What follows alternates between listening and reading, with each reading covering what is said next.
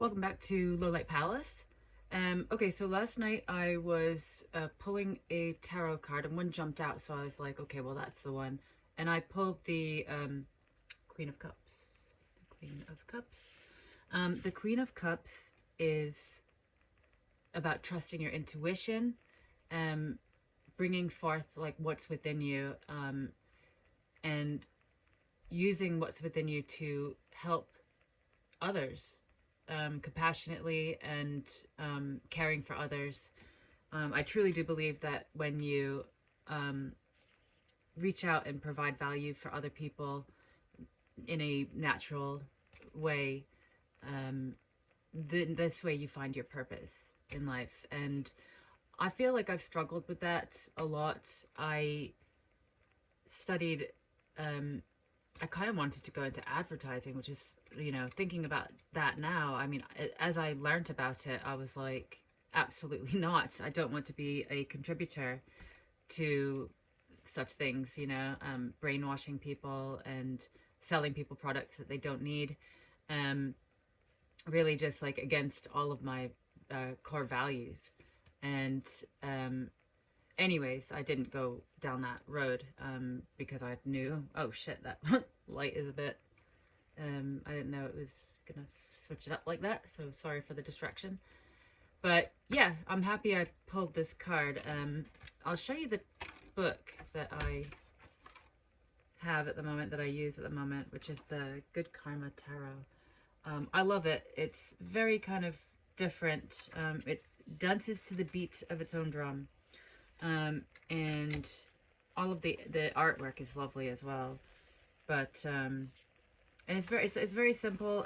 When I do any readings or tarot, I really like to tap into my intuition, like the Queen of Cups card is telling me, and base it off of a ton of other information that may be coming from other entities, and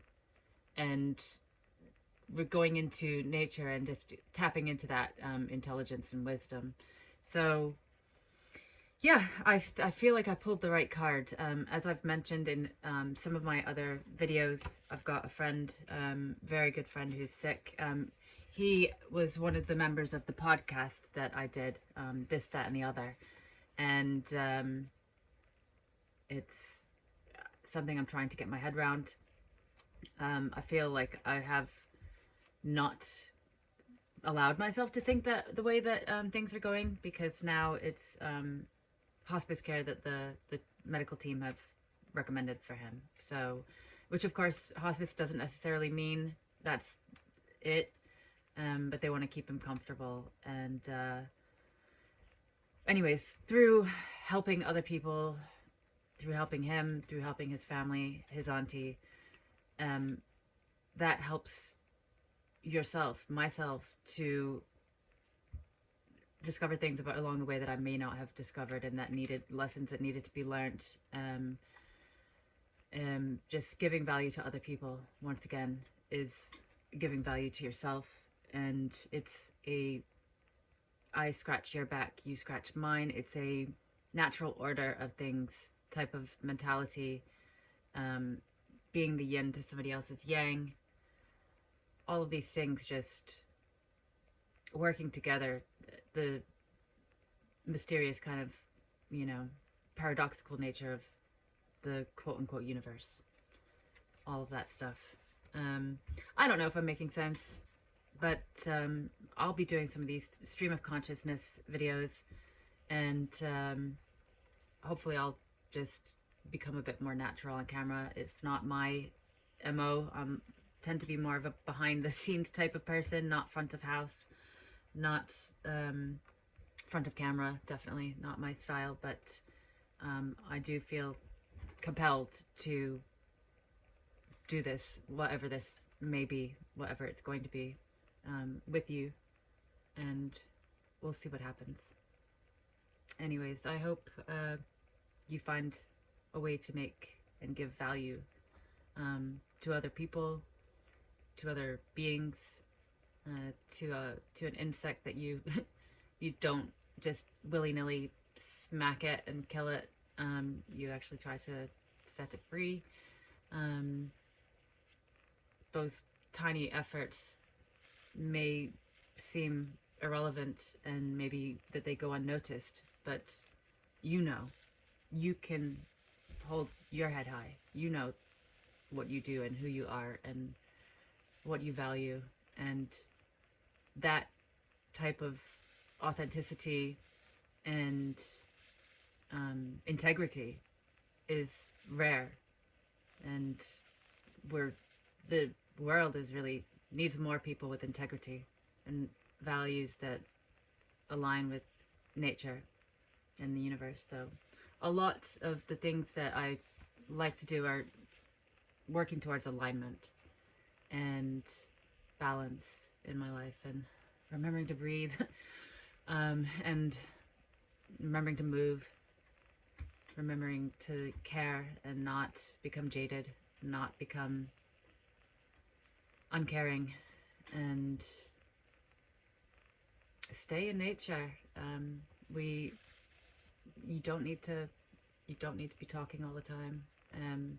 Obviously this is contradictory because I'm sharing a video, and it's it can be perceived as contradictory, but I also cannot hide from the fact that social media is here to stay, and it's something that I've avoided for a long time, especially also because of my degree. I wrote my dissertation all about social media, and I've really been off of it. So if I'm awkward, if I'm terrible, it's because I've really been not present online. So I'm just picking it up like from a ball that was never picked up. I'm just starting from ground zero. So, and I wonder if there's any more people out there as well like me. Like, I don't want to consume so much media, social media. I want to be tapping into my own thoughts, my original ideas, and creating, and not creating like content. Obviously this is quote unquote content. I hate that word. Honestly, I hate it. But creating just in your space alone, breathing alone, just whatever it may be, just not lonely, but just alone. And you're never alone with nature. I never feel alone with nature. Of course, I haven't been dropped into the middle of the Amazon or a desert, and I probably feel a lot differently about it then. So I'm aware that I'm just in my shedio and chatting a load of shite. But hopefully you'll join me.